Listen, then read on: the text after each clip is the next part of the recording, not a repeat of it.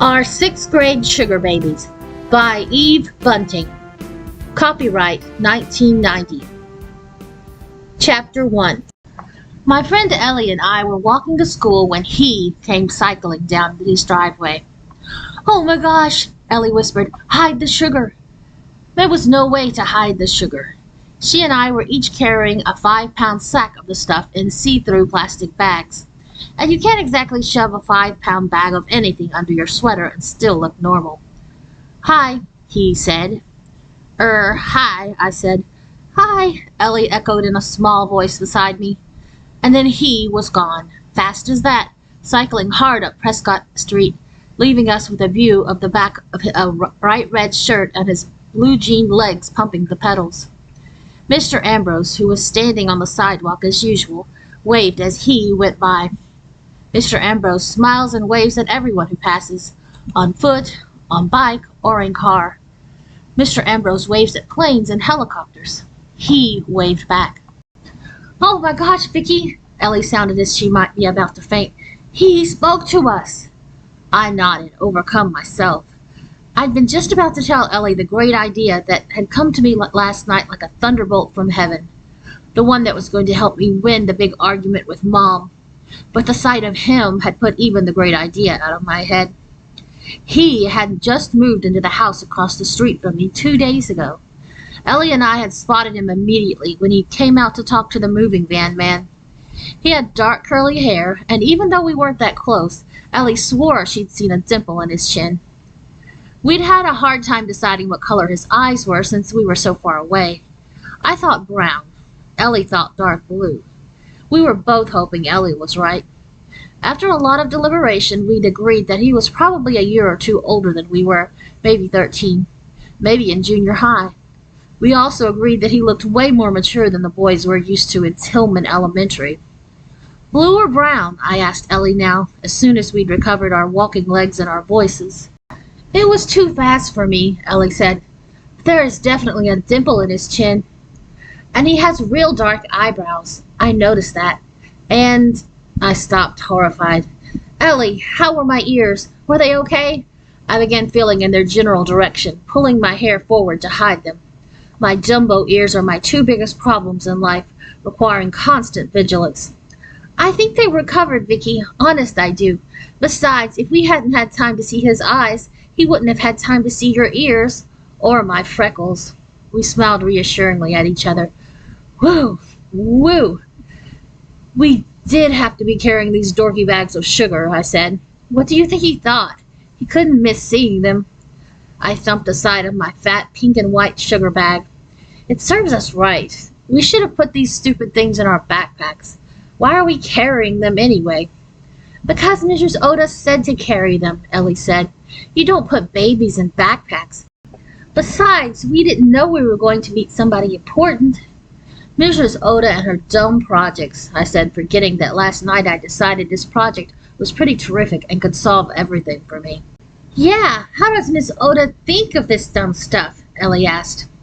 "Usually we don't talk this way about Mrs. Oda, our 6th grade teacher. We think Mrs. Oda's okay. In fact, we've decided we want to look exactly like her when we get older, which doesn't seem too probable since neither of us is off to such a great start." Mr. Ambrose saw us coming now and began waving. "Lovely day," he called. "Doesn't look like rain." Mr. Ambrose always says that, or something about the weather. Since this is Southern California, his greeting doesn't change much. "Hi, Mr. Ambrose," we said. His daughter Ophelia was out watering her roses.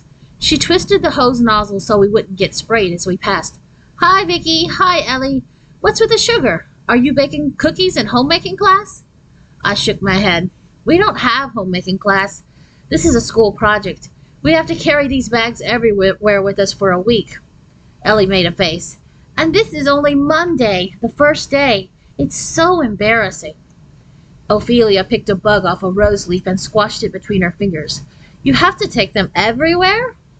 "Around school, after school," Ellie said. "Why?" Ophelia asked. "To teach us responsibility," I said. "If we go to the mall, our sugar babies go too." "If we go to the movies or shopping with our moms," Ellie added. Ophelia grinned. "That's what you call them? Your sugar babies?" Ellie spread out her hands, which isn't easy when you're carrying a 5-pound bag of sugar. We don't call them that, she said. Mrs. Oda does. And she says we can only ask our moms to keep them once this whole week. She said our moms and dads are the baby's grandparents, and parents should never impose on grandparents. A car came cruising by, and Mr. Ambrose waved happily.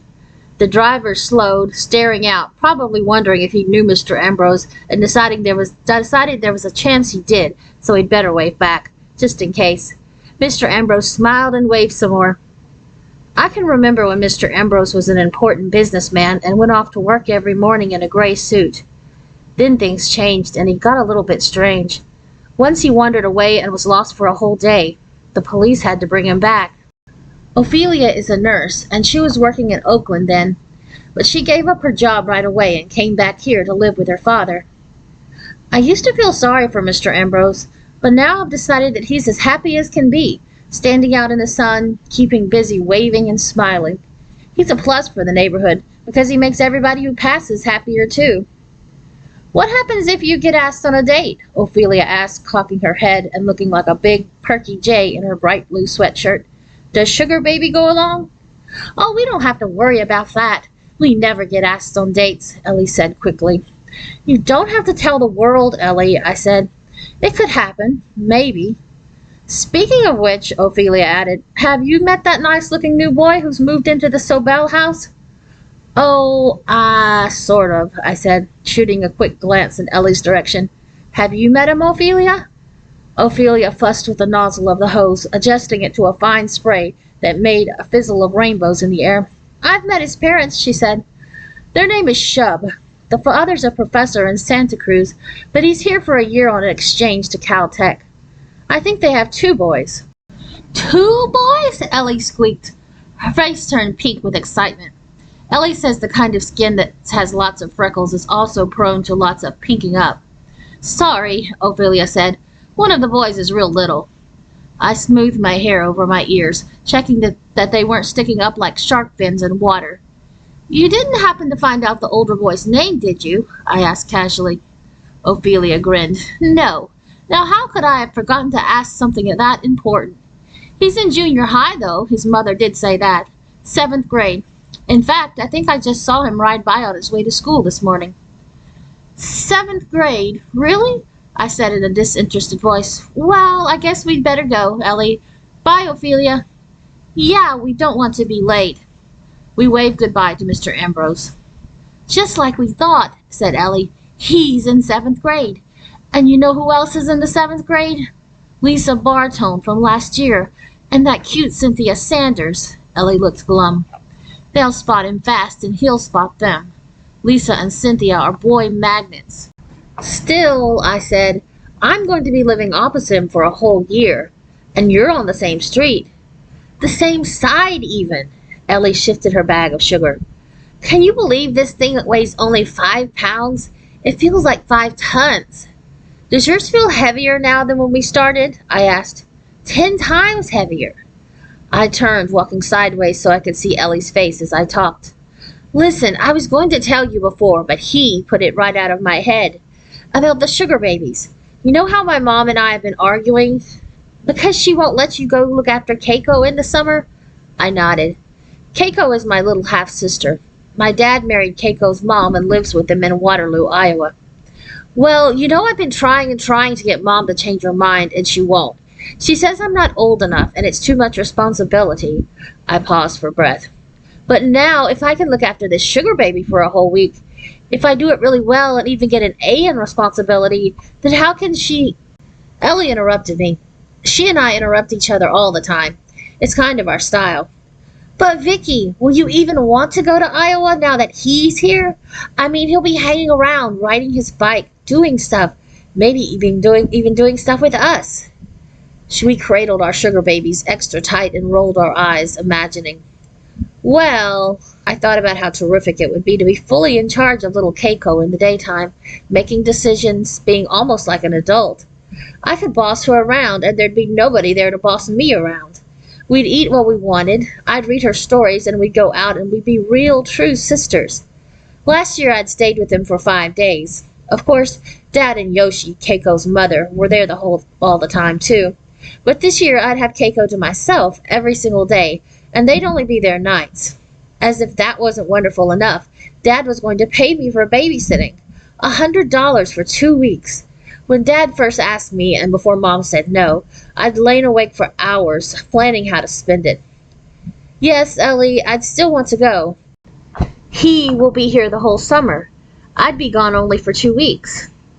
You mean Thunk will be here, Ellie said. Huh? Thunk. Isn't that a great name? I made it up. T for terrific. Hunk. We can use it until we find out his real one. I beamed. Ellie, I love it. Thunk Shub. The two sounds together were like someone taking the lid off a jar of Vaseline and putting it on again. Thunk Shub. It was perfect. Chapter 2. The questions started as soon as we got close to school. Kids who knew us, and kids who didn't, were calling out, How come you've got bags of sugar? Are you doing an art project? Is it for a food drive? Sugar's not that good for you, you know. It rots your teeth. Ellie and I tried to ignore them and stay cool and superior, especially if they were little 3rd or 4th graders. I mean, really. There was a bag of sugar on every desk in Mrs. Oda's room. Look what Judy did with hers, Tina Fisher said as soon as we came in. Judy held up her sugar baby for us to admire. She'd sewn it into a white cloth bag on which she had painted a face with red lips, bugged-out blue eyes, and black curls. Judy had drawn in a shirt with a collar and buttons down the front, and a skirt with crayon lines for pleats. She'd also drawn in legs, and there were red striped shoes where her feet should be. Her name's Corky, Judy said proudly. More like Porky, Jeremiah Green said. Judy giggled. He is kind of heavy. Fat legs, I said. Cute, though. I glanced around. Where's your sugar baby, Harry Hogan? Harry Hogan sits directly behind me, and he is the pain of my life. Harry Hogan has sat directly behind me in every class since 1st grade, and he has been a pain all the way. Where's your sugar baby, Harry Hogan? He repeated in this horrible, whiny voice he uses to echo everything I say. We're supposed to bring our babies today, I said coldly. We're supposed to bring our babies today, Harry whined, squeezing his mouth into this little rosebud shape that's not a bit like mine. I turned my back on him and said, Some people, Harry repeated with this affected snort of a laugh. I think I hate Harry Hogan more than anybody in the whole world. It's so frustrating.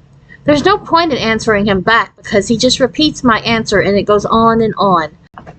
Once I'd pretended not to hear and he said, Don't say you can't hear. And I was afraid he might have been referring to my ears. But surely even horrible Harry Hogan wouldn't be that horrible. Mrs. Oda came through the door just then, calling out, Good morning, class. Good morning, Mrs. Oda, we chirped back. Mrs. Oda wears straight skirts and silk shirts to school every day. Ellie and I think it's very thoughtful when a teacher tries to dress nicely. After all, we have to look at her.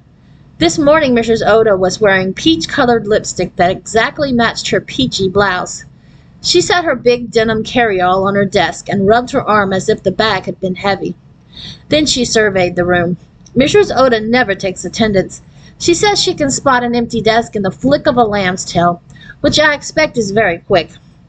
Well, she said, I can see most of you brought your sugar babies, and most of you have wrapped them nicely in plastic, as I suggested.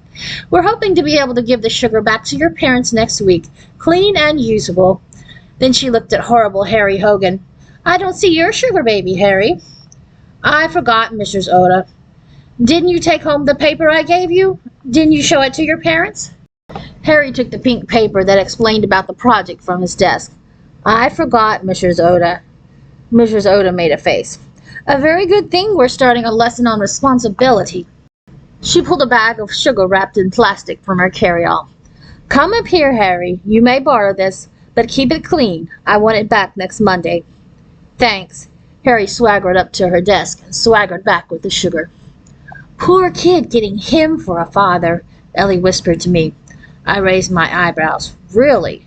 Judy Patron held up Corky and said, Look what I did, Mrs. Oda. Mrs. Oda clapped her hands. That's perfect, Judy. You're really getting into the right spirit. There's just one problem, though. How do you know you have a girl? You don't get to choose, Judy. That's not the way it works in life. What do you mean? Mrs. Oda took a wide-topped jar from her bag. Inside it I could see bits of folded paper. Come up one at a time, she said. Whether you get a boy or a girl depends on the luck of the draw. This row first.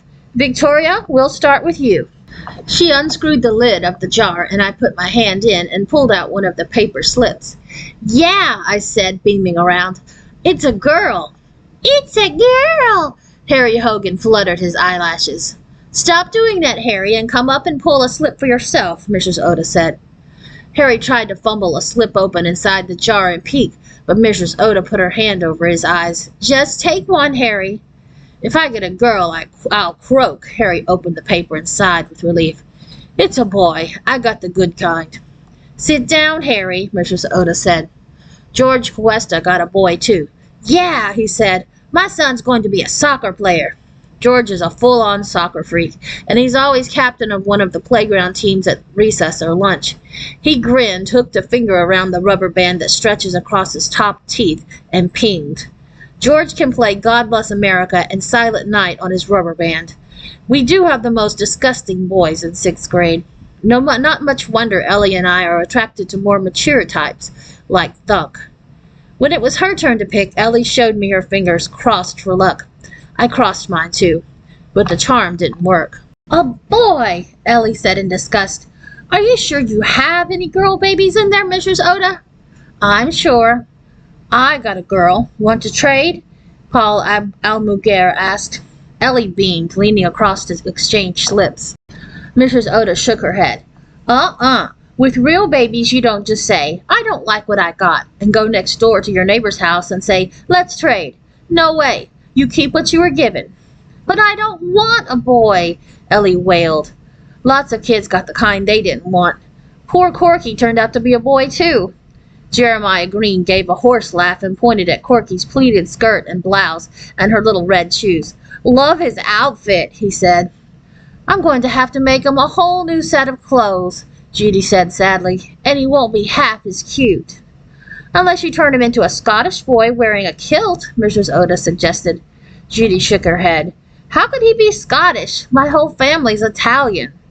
But the worst shock of all was still to come. Tina Fisher got twins. What is this? Twin girls? I have only one bag of sugar. Mrs. Oda whipped another bag from her carry-all and put it in Tina's arms. Now you have two. Tina looked shocked. But how could this happen? Mrs. Oda laughed. I imagine that's what every mother says when she discovers she has twins. You mean I have to lug 2 sugar sacks around with me everywhere for a whole week? That's not fair. Double your pleasure, double your fun, Tina, my dear, Mrs. Oda said. Tina kept shaking her head and saying, oh no, oh no. It was kind of funny, but I was glad I only had one. Everyone was calling out what kind of baby they had to everyone else. Some were naming them already. It was Jeremiah Green who put his hand up first when Mrs. Oda asked if anybody had a question. You said we have to take our babies everywhere. I've got a girl. What do I do when I have to go to the bathroom? You should get boys to boys and girls to girls. That would be easier. Mrs. Oda perched on the edge of her desk, swinging her long, elegant legs. She always wears the prettiest shoes, narrow and cut low over her toes. She buys them in Robinson's. Ellie and I met her once in the mall carrying a Robinson's shoebox. Turn her to face the wall, Jeremiah, if you're that modest, she said. Just no leaving her alone outside the bathroom door. I looked down at my sugar baby. It was amazing the difference it made knowing she was a girl. Now she was a person. I took her off my desk and put her beside me. I'm going to fix you up so nicely, I whispered. You wait and see. I wondered if my mom and dad had been pleased when they found out I was a girl. Was I what they'd wanted? Did they love each other then? They must have, surely. And when Dad and Yoshi had little Keiko, were they happy that it was another girl? Keiko is so sweet with her big dark eyes and shy smile. When I came back last summer, I told Mom how sweet Keiko is and how pretty. Mom had said, in a cool way, well, I imagine she looks like her mother. And I imagine Yoshi's very pretty too. It was sort of a question, but I didn't answer. Wouldn't it be hurtful to Mom to know how beautiful Yoshi is? I mean, if your husband leaves you and ends up marrying someone else, what you probably don't want to know is how beautiful that person is. Mrs. Oda's voice cut through my thoughts. Are there any other questions? Do we get graded on this? Absolutely. This is a citizenship grade, and it's very important. It was going to be very important to me, all right. It could make all the difference.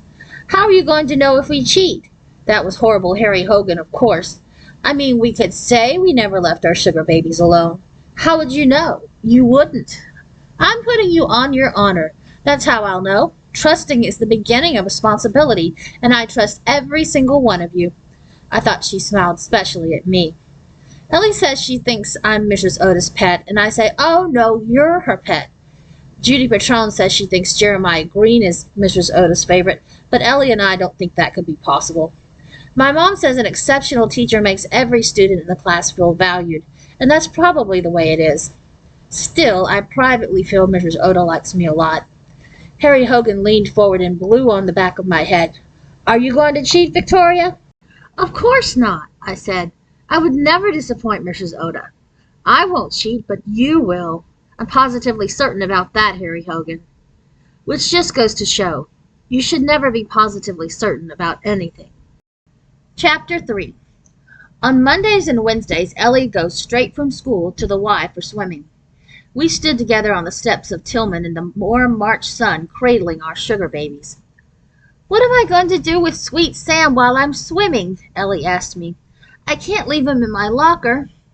Ellie had decided on Sweet Sam for her baby's name. I decided on Babe, which I thought was very cute and sporty sounding. I'd also decided that Babe had red hair and emerald green eyes and the prettiest, littlest ears imaginable. If I bring him down by the pool, he'll get splashed. He might melt, Ellie said. Melt? I was shocked. I don't think he would, through plastic. Well, what if somebody tosses him in? There are some not very nice girls there from Polly who think it's smart to tease. Ellie's face had pinked up, so I knew she was upset. She kept patting Sweet Sam's shoulder. I'll keep him for you, I said. That would be okay, wouldn't it? Sometimes a friend would keep your real baby if you had to go to the doctor or shopping or something. That makes sense. Ellie beamed at me. Let's keep each other's babies a couple of times this week. And when we grow up and have real babies, we'll do it then too, I said, because we'll always be best friends. And we'll live next door to each other, Ellie added. We knew that would be a condition of marrying our husbands. That and being able to have our own Robinson's charge cards. I'll be Aunt Ellie and you'll be Aunt Victoria. We smiled happily at each other, imagining. I held out my free arm. This will be good practice. Come to Aunt Vicki, Sweet Sam. Be good, Ellie told him. I'll pick him up on my way home. She told me. Okay, see you later. I began walking. Man, were these babies heavy. The two of them were weighing me down in front, and my backpack was weighing me down behind. I never thought it was so far from school to my street. Twice I had to stop and put Babe and Sweet Sam down so I could ease my arms. Poor Tina, I thought. Awful to have twins. One baby was bad enough. I kept myself going, thinking about how I'd be passing Thunk's house on the way home. I wouldn't see him, of course, because the junior high kids get out later than we do. But even his house seemed magic now. I was thinking that I could conveniently be in my yard later, about 4, when Thunk might come whizzing by, and I could maybe shout hi again, or even something else. Except right now I couldn't think of anything else to shout. Mr. Ambrose was out on the sidewalk as usual, and as usual he waved to me as soon as I rounded the corner. I always wave back, but today I had no free arms. As soon as I got close enough, I called, "Hello!" "Beautiful today," he said. "Lots of sunshine." Lots of sunshine, my echo reminded me of horrible Harry Hogan, only I wasn't being nasty and horrible Harry Hogan was, all the time. One good thing about Mr. Ambrose, he is not past remarkable. I mean, he doesn't pass remarks. There I was with 2 big bags of sugar, and he didn't say a thing, just turned his wonderful, gentle smile on me. Down the street a ways, I saw the little Garcia boy peering out from his oleander hedge. He had on his cowboy boots and hat, and I distinctly saw his water pistol in his hand, though I know for a fact his mom has told him that his water pistol is never to go beyond their front yard. I think she and Mr. Garcia have had complaints. I was glad I didn't have to go that far, as I've been ambushed with that water pistol more than once. Mr. Ambrose, I said, this is my baby, Babe, and this is Sweet Sam. Say hello to Mr. Ambrose, children. Hello, I said in a baby voice, raising the arm that held Babe. I raised Sweet Sam. Hello, Mr. Ambrose. Yes, sir, lovely day. Mr. Ambrose gazed blissfully at the haze of mountains that floated against the sky. I've thought of a way to convince Mom, I told him. Remember? I was telling you how she doesn't want me to go to Waterloo to look after Keiko, remember? Dad and Yoshi are going to be artists for 2 weeks at that fancy summer school, and Dad wants me to stay with my little sister. We got along so well last summer. Mom doesn't want me to go because she says it's too much responsibility for me, though I have a strong suspicion that's not the only reason. Mr. Ambrose smiled dreamily, face lifted to the sun. But if I can look after Babe perfectly every minute for 1 whole week, Mom will have to give in, right? A gardening truck came rattling by, and Mr. Ambrose wakened to wave to it. Where was I asked. Ophelia says Mr. Ambrose likes to be talked to, and I sure like talking to him. She says she's not certain how much her father understands, but that she makes a point of presuming he understands everything, and maybe he does. She says the doctor says that's the best thing we can do for him, and I for one like doing it.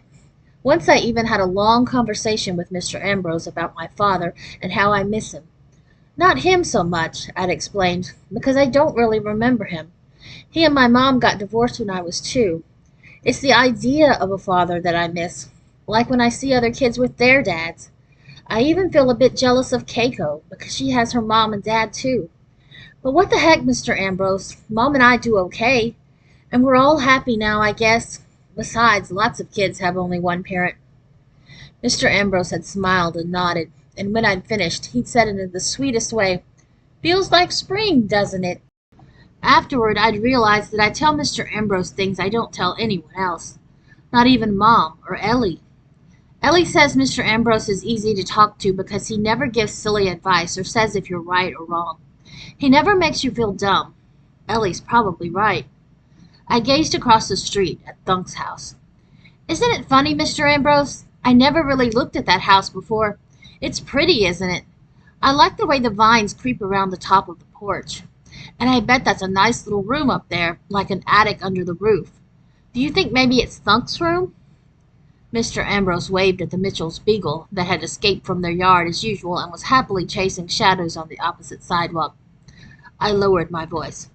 I might come out later on, too, and talk with you some more, Mr. Ambrose, accidentally on purpose at the exact same time the junior high lets out, okay? I was going to spy from my yard, but right here is even better. Closer. Perfectly opposite Thunk's. Lovely day, Mr. Ambrose said enthusiastically. Yes, sir. I'll have to bring Babe and Sweet Sam. Did I tell you, by the way, that Babe has bright green eyes and fabulous red hair? And although I'm her mother, she's going to miss out on my baboon ears. Sometimes big-eared genes skip a generation, and Babe is in the skip year. I just wish I'd been in the skip year. Mr. Ambrose watched a cloud that sailed high and white over the treetops. We call the new boy Thunk because he's a terrific hunk, I said. Isn't that clever? Ellie thought of it. Thunk Shub. Something rustled in Ophelia's camellia bush behind me, and my heart gave a little jump. Then a kid in a cowboy hat came around the side of the shrubbery. He had one of those red cowboy scarves tied around the bottom of his face, too, like a mask. All I could see were blue eyes behind round, pale-rimmed glasses. I glanced down the street. The Garcia boy was still there, peering from his hedge. This had to be one of his friends, and they'd been playing bandit or something. My heart gave another, nastier jump. He must have heard me babbling on to Mr. Ambrose. What had I said? What? I smiled winningly. Oh, hi. I didn't see you. You scared me for a minute. He pulled down the red bandana and pushed back his hat. I'd never seen him before, and I thought I knew all the little kids around here. This one must be from the next block, or something even more horrifying was edging itself into my mind. No, please no, couldn't be. Oh, by any chance have you just moved in across over there? I asked, nodding in the general direction of Thunk's house, shaking my head to encourage him to shake his and tell me that no, I was totally wrong. Yeah, he said, We just moved in. My arms were aching with all this standing in one place holding these two heavy weights, and I jiggled them a little so that the sugar babies bounced and settled. The little kid's eyes darted from my face to them, and then back to me. Well, look, I said, I don't want you to get the wrong idea. I didn't know you were there. I mean, behind me in the bushes, and my mind was going around and around like a carousel. I remembered I'd talked about the nice little room that might be Thunk's, and how I'd come out here later, because here was closer, and oh heavens, that part about why Ellie and I had christened him Thunk. I swallowed. You see, in school we got these babies, I began. I gotta go. He was walking backwards, never once taking his eyes off me. Look, I said again, it's not nice to sneak around and listen to other... I wasn't sneaking. I'm Jesse James, and I'm hiding from the posse. He turned, racing down the sidewalk in the direction of his new friend, stopping once to look back at me and make a loopy sign with his finger against the side of his head. Do you think he heard everything, Mr. Ambrose? I moaned aloud. About Thunk and even about my ears? I might as well have stuck a flag in each one if I'd wanted to draw attention to them. Can you imagine him telling his brother, there's this girl, she must live close. She carries around 2 bags of sugar and talks to them, and she and her friend think you're a Thunk. What am I going to do, Mr. Ambrose? I'm so humiliated. Mr. Ambrose was looking at me with such pity that I was sure he understood. I waited for a weather remark that didn't come. For once even Mr. Ambrose was speechless. Chapter 4. All I wanted to do now was get home and hide, and maybe tell Mom the awful thing that had happened. When I got to our house, I saw that there was a car that wasn't ours in the driveway, which meant that Mom had a client. Getting sympathy from her would have to wait. Mom's a CPA, a certified public accountant. She likes what she does, preparing people's taxes, but she says her job is like a dentist. Everyone puts off coming to her until the last minute, so the last minutes are the pits. Since this is March, the pits are here. Mom works from her house, and when her office door is closed, I stay away. Unless it's an emergency or an extreme disaster, Victoria, I've been told 1,000,000 times. This was both, but I wasn't sure it would qualify with her. The kitchen clock said 10 after 4 now. Thunk time. But no way was I going outside to watch for him. After what had happened, I might never go outside again. I fixed myself some raisin toast and moped around, going over and over what I'd said. And the more I thought about it, the worse it got. I felt myself pinking up with embarrassment. Unfortunately, people who don't have freckles can pink up too.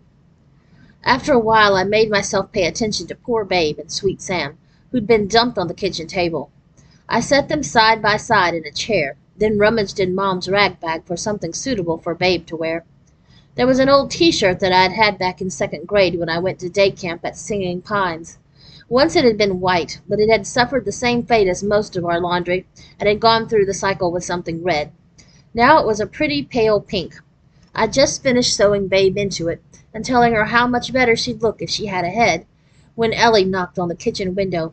I rushed to let her in. Thank goodness you're here, I gasped, dragging her by the arm. The most awful thing you can think of happened to me on the way. Did you see him?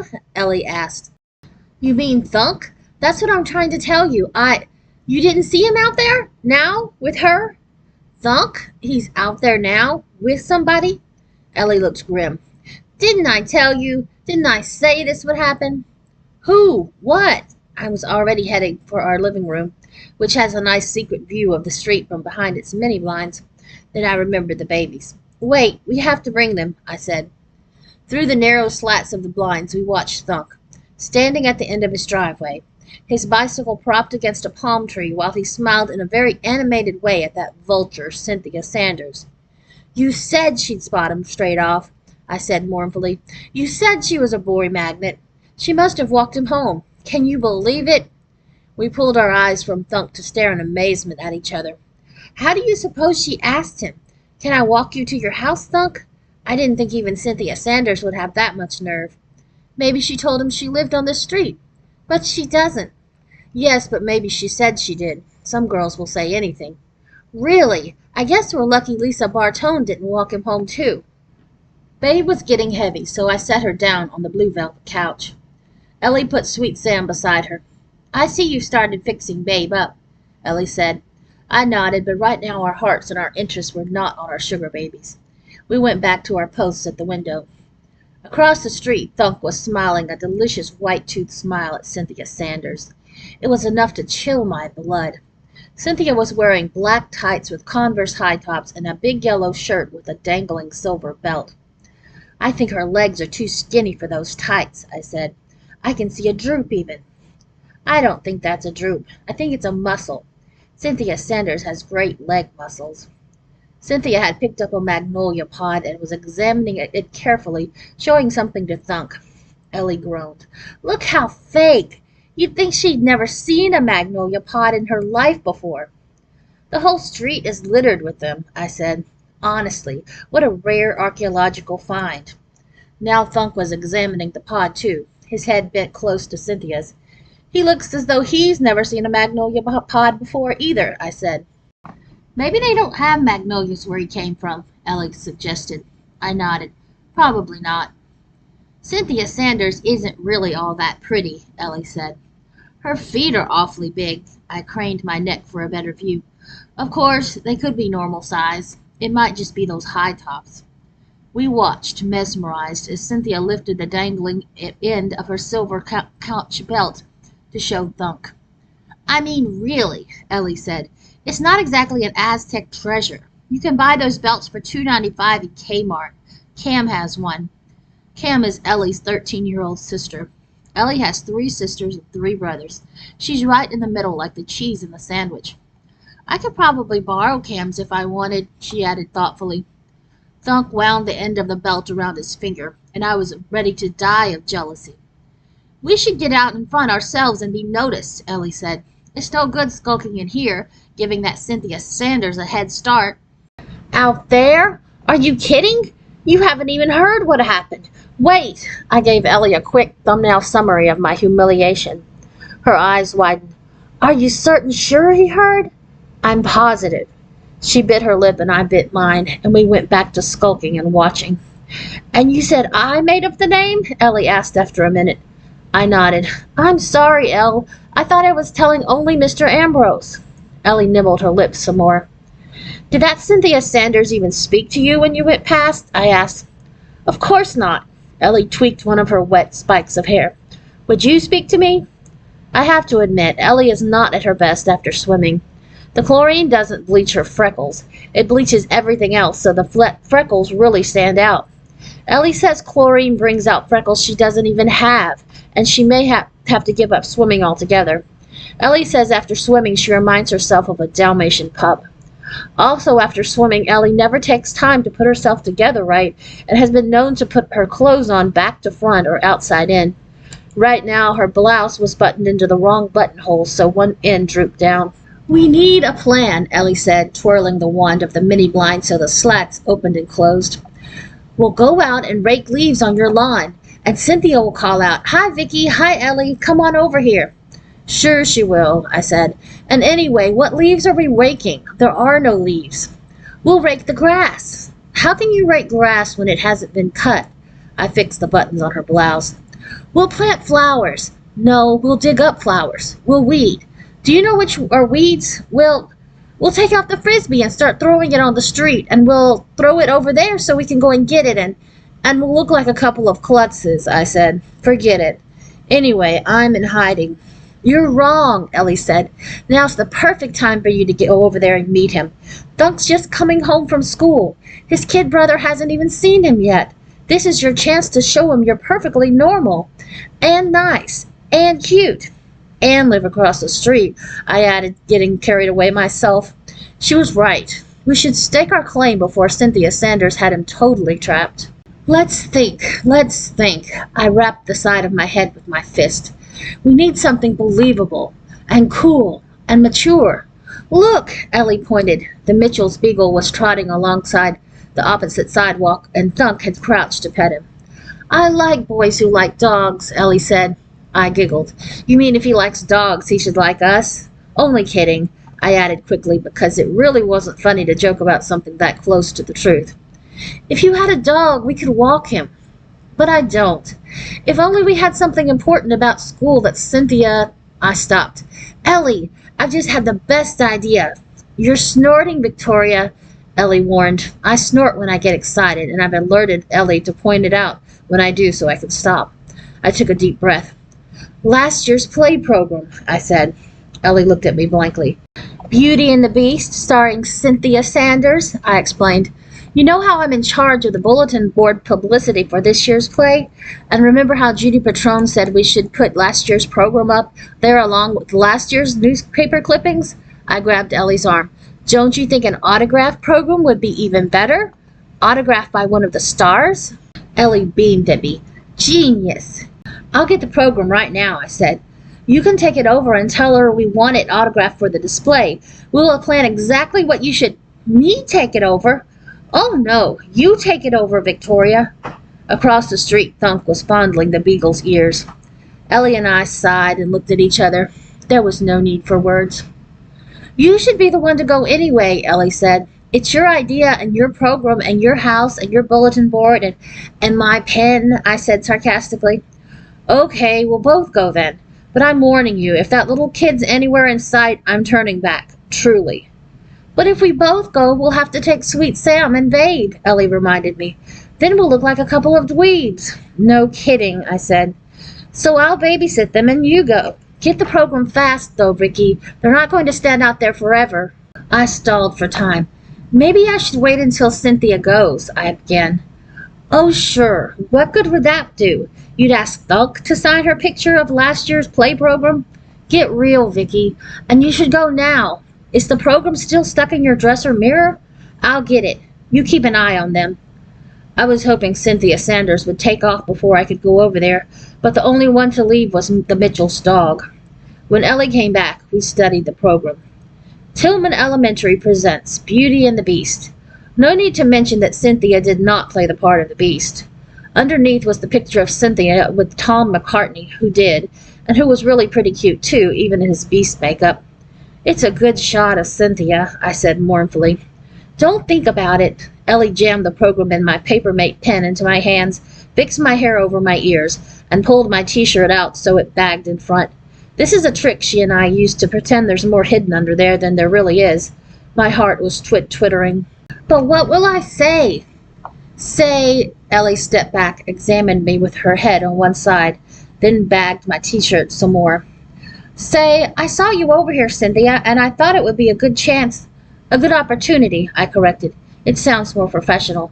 Anyway, I can think of what to say to her. It's Thunk I'm worried about. What will I say to him? Say, welcome to Pasadena.